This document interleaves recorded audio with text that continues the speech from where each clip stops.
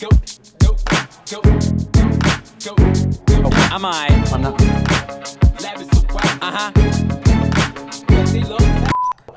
Guys, it's a special show today because we have some crazy stuff to talk about.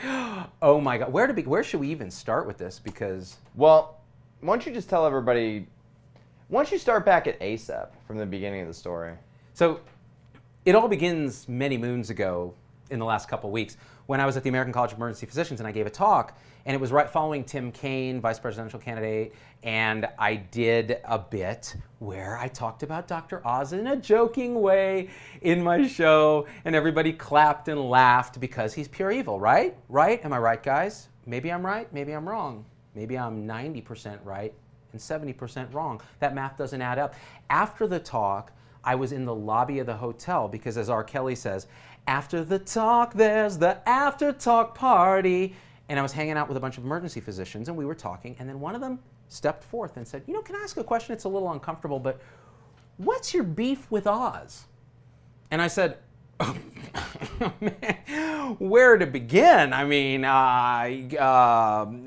it's a long story, but ultimately it boils down to this.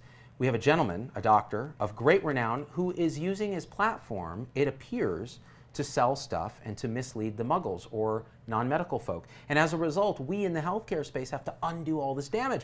So yes, we healthcare providers who don't have a voice have to compete with someone with a voice of millions of people every day, and it's hard and we're mad. And I thought, I'm gonna call this guy out because that's what I do, right? I mean, pretty much. Didn't you do that right there in the lobby? I kind of did it in the lobby. And I did it in front of 800 emergency docs. It's my thing. In fact, I think we have some instances where I've been less than kind to Oz. Is that true? I have a few. You have a few? I have a few to show. Go ahead and play that clip. I really can't stand your show. Yo. Scrubbed up, almost can't hell no. Every time I flip on the TV, all I see is these sucker MDs. And all my patients agree that Dr. Oz is a clown. Also, suck it, Dr. Oz. You're a bitch. That means that you tagged a wall. I kind of tagged a wall and said Dr. Oz sucks. So our history goes back deep. I think me and the audience is a little confused why you're being slightly nuanced. I'm being slightly nuanced. First of all, there's an important point here. Ann McKay says, those who don't have sound on the live feed, log out and log back in. It's a glitch in the matrix. So just log out of the app and come back in and find us and join the conversation. They can't hear you say that, but... Yeah, they can't hear me say that. They're just saying... Blah, blah, blah, blah, blah, blah, blah. All right. So the reason I'm being nuanced is it's interesting. So as I was talking to this doctor, she said, what's your beef with Oz? I said, okay, here's my beef. And she said, well, here's the thing. He's really hurt by this. And I was like, you don't know Oz. Don't come here and tell me that. And she's like, no, I actually do know Oz. We're friends. I've worked with him in his charity Health Corps, which is actually a great charity. And he's seen your videos. He's actually a fan of your videos. And you consistently kind of attack him. And maybe you guys should talk. And you should have seen, there's a crowd of doctors and everybody's just like, what? And my jaw drops. I'm like, what? How can Dr. Oz, who has a reach of millions of people, know who this microscopic ant Z-Dog MD is? Because I'm so indicative of healthcare in general and healthcare people. We don't have a voice. No one listens to us, right? So how could it be? Well, it turns out it might be the case. Well, don't you think that everybody always craves the respect and admiration of their peers, right? And he doesn't have that anymore. Yeah, but do you think he really cares about that? Like, do you think he's so rich and has so much reach? Like, literally, Tom, I am jealous of Dr. Oz. I'm going to say it, guys. Like, he has a platform and a megaphone that is unparalleled to do good, right? But also easily can do harm. And I think that's my beef with him. And ultimately was that, especially in the earlier days, he really went over the top and I think whether advertently or inadvertently caused harm. So this doctor said, look, I can arrange a conversation and you guys can figure out if there's ways you can collaborate because you're both, she knows Oz, she knows he's trying to do good in the world, he has this platform, I have a different platform with a different focus, it's on you guys, right? And maybe we could collaborate. And I'm like, look, after overcoming my shock, I was like, well, maybe I should do this, I don't know. And then part of me, like the really nasty part of me was like, but what will the Z-Pack think if I talk to Dr. Oz? Are they going to think I'm a sellout, right? And then I'm like, screw the Z-Pack. I'm talking because we got to talk. He has a big platform, and if it's true what they're saying about him, then I should at least listen. I'm always talking about shitty first drafts and whether we should judge people based on their cover and this and that. And if I haven't talked to the guy, how am I supposed to make a judgment and go out and tell you guys what I think?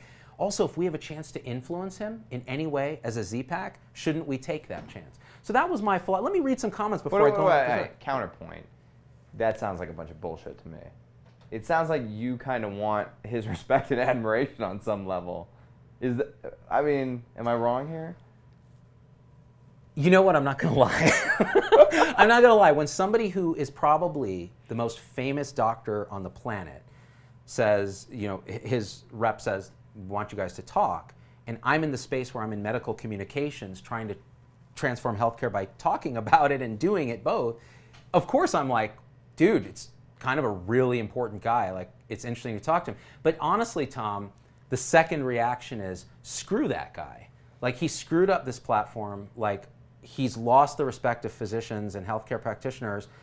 And I see this everywhere I go, because when I make Dr. Oz jokes, people stand up and start applauding. And so what's going on, right? Well, I worry about his people and his team and him wanting to use you and your bridge to the healthcare community for their own nefarious motivations. I don't think they need me. They don't care about practitioners. I think they do, because I think he's lost a lot of credibility.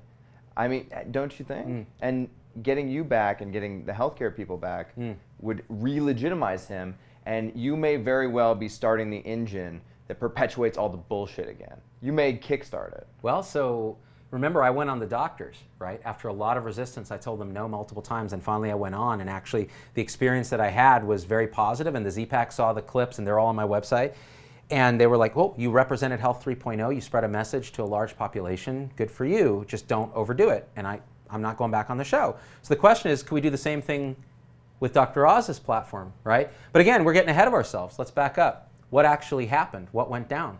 So today, I was scheduled, actually I want to read a couple comments before I go into that. I want to get your voice. On the flip side, if the show The Doctors or Dr. Oz wasn't so successful, you wouldn't know your AMA show would be successful, Diego Wee. I mean, I don't know about that, because AMA is so different. It's for us, right? Patients are important to us and they're part of the voice of this, but no other show takes the healthcare giver's voice into account the way that we do. They really don't. Not the doctors, not Dr. Oz, and for all their merits and demerits, they don't do that. That's not what they do. So another question here, the only reason he's famous is because of Oprah. I think you need to bring it all back. Vicky Toth. Actually, Vicky, I'm gonna push back on that for a second. If you watch Oz carefully, and one of the interesting things is a lot of us don't watch the show because it's not geared to healthcare providers, it's geared to patients. It's on when we're all at work, a lot of other things.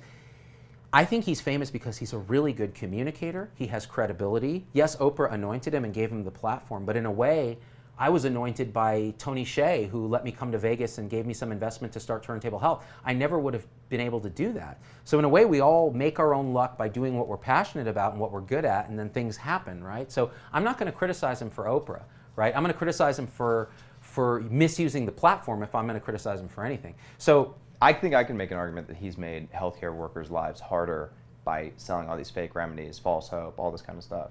I mean, doesn't that? I mean, I know that bothers you deeply. It bothers me deeply. It bothers other healthcare providers deeply. It bothers.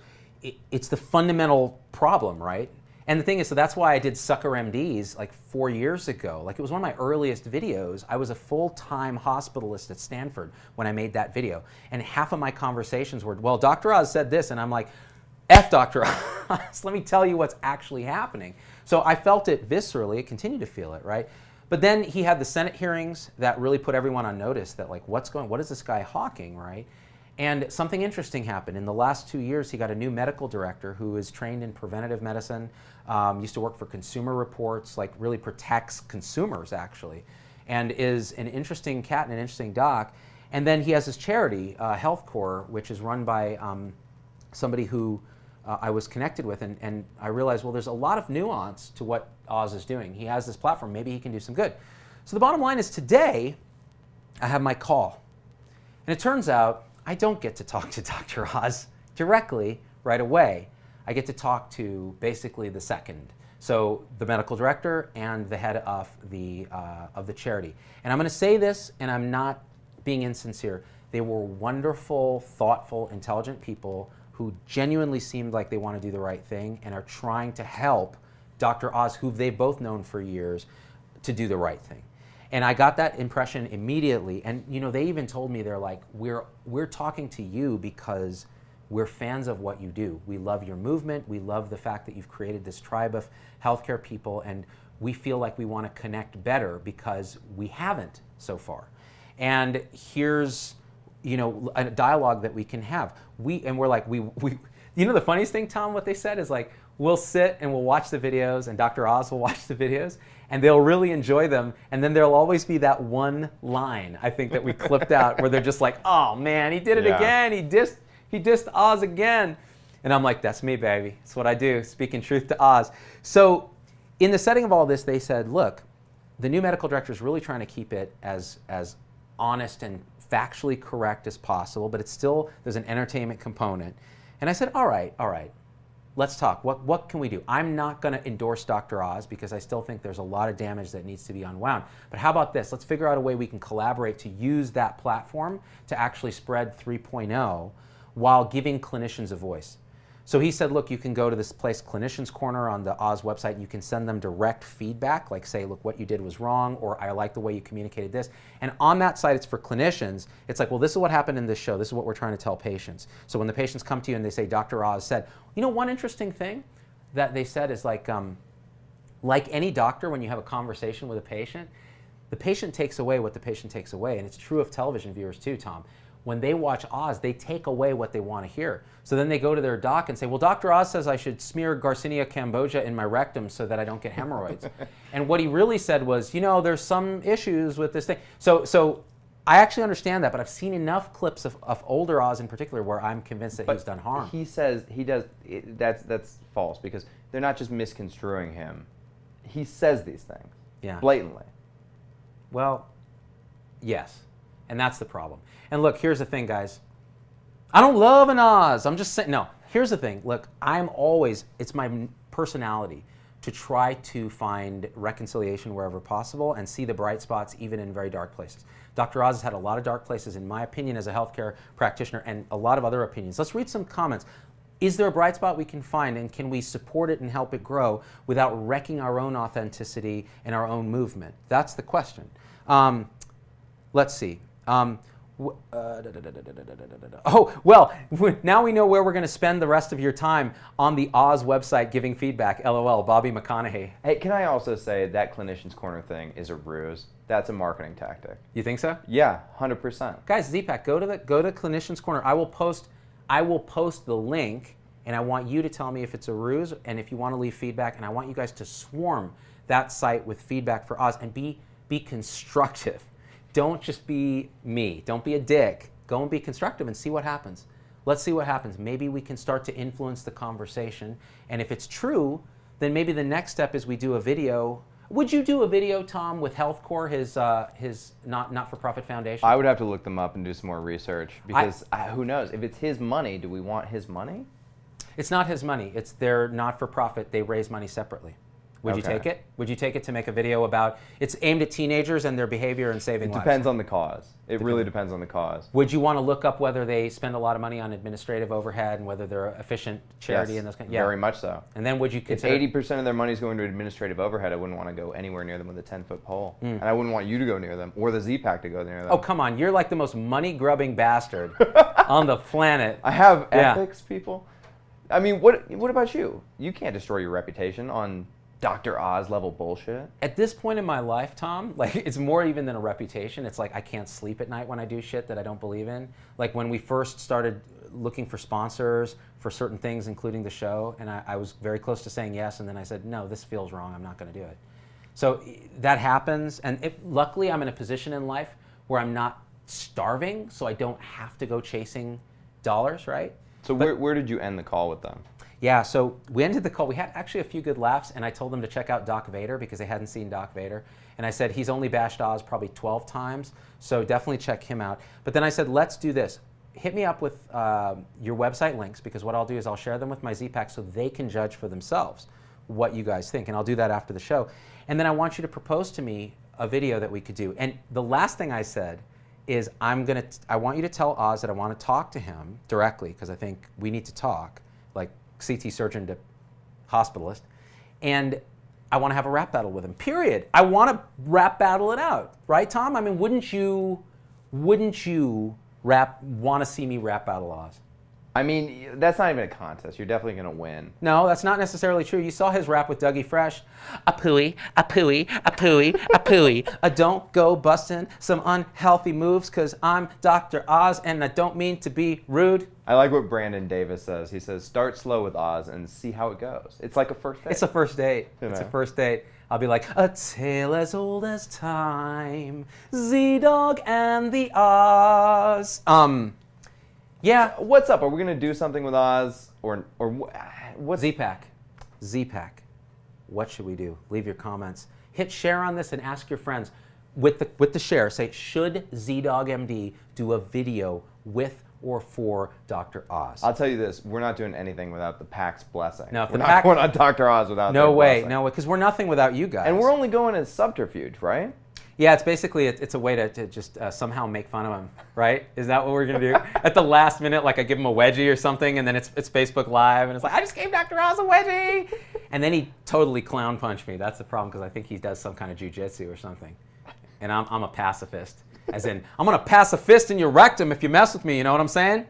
It's the kind of pacifist I am. Where are we at? Let's look at some comments. Andrew says, are you nervous about taking him on?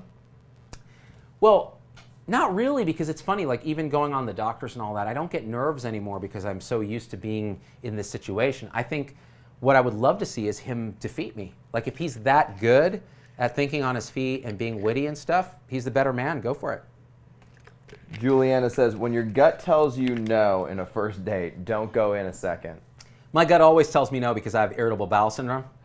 I just poop my pants. I'm kidding, I don't. It would be awesome though. Sounds like the best rap battle ever, Maggie Salem. It's pretty awesome. The only video I would approve of is a video with you punching Dr. Oz in the face, Chris Warren. I'm not going to comment on that because I'm trying to be above that, Chris. But I'm not above having Tom punch him in the face. I'm kidding. Well, all right, here's the thing. Before we do anything with them, they have to sit down and debate with you, right? Do we debate? What's the debate? Well, I mean, it's a conversation. you have to talk, and so Well, he has never made a satisfactory mea culpa to anyone, to my knowledge. But wonder about that, Tom. Like I can make a satisfactory mea culpa because I have, and I've done that, right? Like, remember when that derm doc like attacked my child and I basically unleashed hell on her, and then it was overdone, and I had to pull us back and apologize. Like I don't think he's in a position to do that because he has millions of people watching, and he has a different level of star status. We need to send Doc Vader in. You know, we could send Doc Vader in. In fact, Doc Vader is going to have to do something for Doctor's Day, I think, don't you? I think so. I think so. It's coming up next week, people.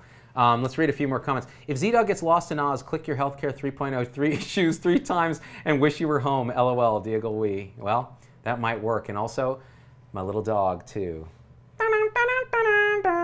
You are legit and valid without him. Would he dilute your purpose? You're so much better. Alyssa Sellers. Thank you, Alyssa. That's nice of you. I think we're in different spaces, honestly, because he is really focused on patient education and edutainment and entertainment. And I'm focused on the broader tribe, especially the caregivers. Now, on to bigger and better things. Or are we, Tom? What do you want to talk about? We're going to talk about ACA. Oh my gosh. Holy crap. Wow. So today, just as we were driving back from our edit session, I looked at the news and it turns out that the American Health Care Act, or AHCA, has been withdrawn from consideration for a vote, which is a tacit admission that it would not have passed. What does this mean for the future of healthcare? What does it mean for Obamacare? What does it mean for patients who have and don't have insurance? And what are we going to do? Can I speak freely? Is Logan going to be offended if I say anything that isn't entirely Don't worry, Breitbart? I'll earmuffs this guy over here. I'll cover his sensitive Cover ears. his sensitive libertarian Logan's ears. very conservative for anybody who doesn't know. Yeah. Go ahead, Well, speak your mind. What do you he's think? conservative in a soft, empathic, doughy way. Like, you know, it's a very different kind of conservative. I love it. So and I'm actually fairly moderate, but you know, Tom knows my elephant. leans slightly left. It's slightly like, let's save the world. And Tom's elephant wants to sucker punch my elephant. And, oh, hey, what's up, Z-Pup? Oh, my. Somebody got. This is a mini Z-Dog. Somebody knew we were shooting. I've been replaced. That's pretty accurate. That's how most live casts are. She's already nailed you. Oh, and yeah, just broken the set. Whose giraffe is this, by the way? Mine. Yours. Thanks for blessing us with your presence, little girl. So you're getting a lot of little loves. We stole all her animals. Okay, so all this being said, the American Health Care Act was really, in my mind, it was not going to make things better for patients. It was going to make things better for people who feel that the government shouldn't be doing this in the healthcare space, because it was going to lead to the sort of devolution of the. You fixed it? All right, sweetie. I'll see you later, okay? Did you do your Spanish already? What? Did you do your Spanish? What's Spanish? The Spanish homework you're supposed to do. What? Go and do your homework. I already did my homework. It's a Friday. Oh, it's Friday. Oh, happy Friday, Z-Pack. Thanks for letting me know. Okay, anyways, back to the American Health Care Act. So it wasn't really going to succeed. It was going to have to be amended a lot, kind of like the Affordable Care Act, which the problem was we never fixed it. And so now we're in a position where, and Tom made a great analogy a while back, right? In any government decision, it's like the U.S. is like a big battleship, and you're changing the course by a couple of degrees. You're not going to see what happens until you're a few years down the line and you see where you end up. And I mean, isn't that right? Isn't that what you always say? Oh, totally. Yeah, and I mean, you're not going to see the outcome of these decisions for 10, 20, 30 years. We're living through decisions that happened 40, 50 years ago now. So what do you think? What do you think the decision to do the original ACA meant? Where did it bring us? I mean, my personal belief is we're moving towards more of a socialized system because everyone's lazy and entitled. So that's how I feel about it. I don't think healthcare is a right, personally. But Yeah. that's just me. I'm not a healthcare professional. So. Right. Well, I mean, a lot of healthcare professionals agree with you, right? So I think it's weird that you guys all go to school for so long and you have so much training, and then we think we can demand your services from you. That it's just there's something inherent. I agree people should get healthcare, but there's something inherently wrong with that system. I can't disagree that the entitlement aspect of things upsets a lot of people in healthcare. The question of whether healthcare is a right or not is a different, it's a related but different question. But the question of, are we incentivizing personal accountability? Are we helping people to help themselves? That's been argued back and forth forever. Now, does the Affordable Care Act do that? The problem with ACA, there's many problems with it, but the good part about it is it was kind of starting to incentivize some prevention, although it's not really working great, but it's better than nothing. It's expensive, and it leads to insurance instability in the markets, which is a big problem. Now, the follow-up to it wasn't really going to fix that per se. It was just going to peel back the Medicaid stuff, take less government role in some of those things, less of the subsidy piece, change it to tax credits. So it was more of a way that Republicans wouldn't lose their seat because they wouldn't throw a bunch of people into chaos, but at the same time could say that they were doing something. The problem is once you start an entitlement, it's political suicide to unwind it. And I think that's why we see this thing fail. It almost doesn't matter unless it was a plan with more entitlements. That's the only way it would have passed. You know who does a great job at not giving in? The NRA. Every year they're like, hey, the NRA, maybe we shouldn't have 90-round magazines. And they're like, nope, it's a freedom for us as Americans. And so we haven't made any progress with them because they don't budge. And you're right, if they budged even a little, we'd never be able to reel it back. Yeah, I mean, I think you're actually right. Like, politics is very weird. I don't think there's really been a large entitlement program in the U.S. that has ever been rolled back. And correct me if I'm wrong, Z-Pack. But when has an entitlement program in the U.S. ever worked? Oh, come on. When have they ever worked? You can worked? make a lot of arguments. And this is a political argument. Like such as what? Medicare. How? So Medicare works by covering people 65 and older and ensuring they have care. I take care of these patients in the hospital. If we didn't have Medicare, a lot of them would be uninsured, and we'd have the hospitals absorbing the cost. It would be a huge social cost because that's where our money is spent at end of life. Is Medicare perfect? No. Has it distorted the market architecture? Yes. Has it changed incentives? Yes. But is it necessary for a functioning society to take care of its elders?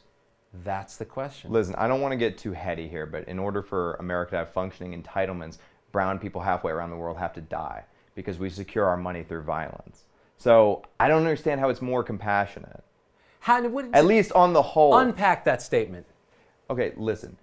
All fiat money is just created. It's not backed by gold. It's not backed by anything, right? This is true. The gold standard is gone. Yes. So how do you ensure a debt is paid? If you owe me money, how do I ensure I get paid? I don't know. I just come up there and punch you in the face. It's the same way the mob works. The American government just does it on a really large scale.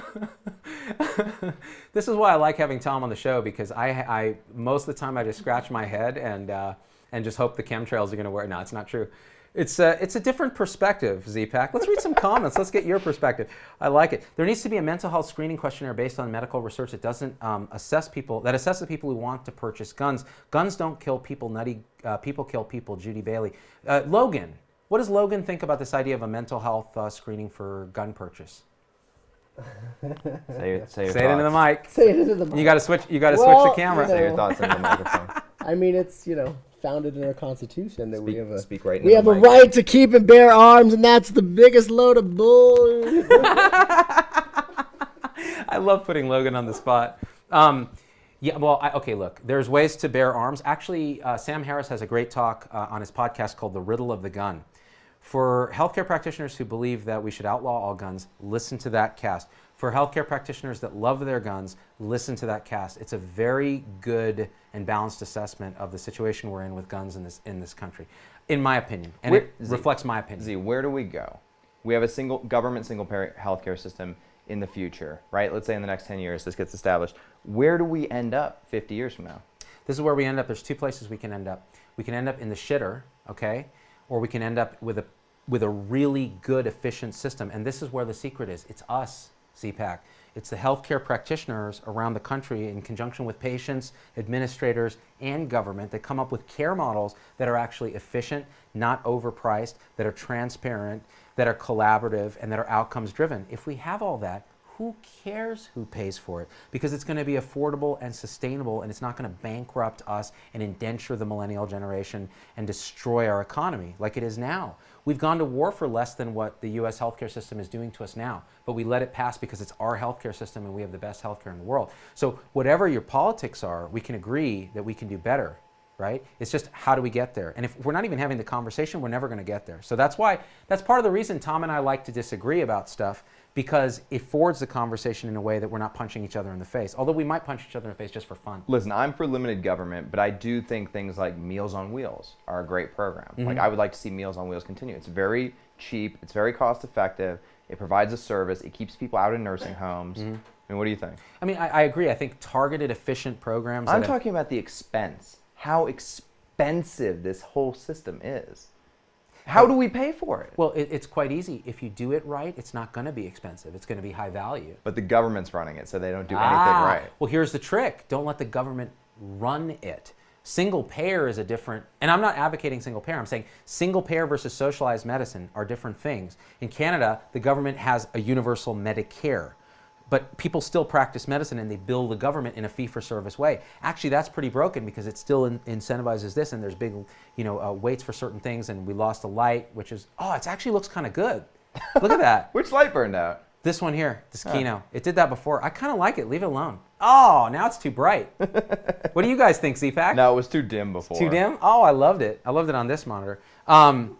Anyway, so see, Meals on Wheels is cheap. Cynthia Lentz, Wendy Morose. Let's get pharmaceuticals under control. First step. People were correcting me also. Meals on Wheels apparently is a state program. State program. But I wouldn't have any problem with them making that a federal program. Well, and conservatives would say they give more latitude to the states to make those decisions, and that's what AHCA was trying to do. They were saying, let's give the Medicaid money control back to the states, but they were also cutting it and capping it and changing different things. So it's complicated, right? And you're right, the ship of state is going to sail, and it's going to be 5 years before we see whether we've done good or harm.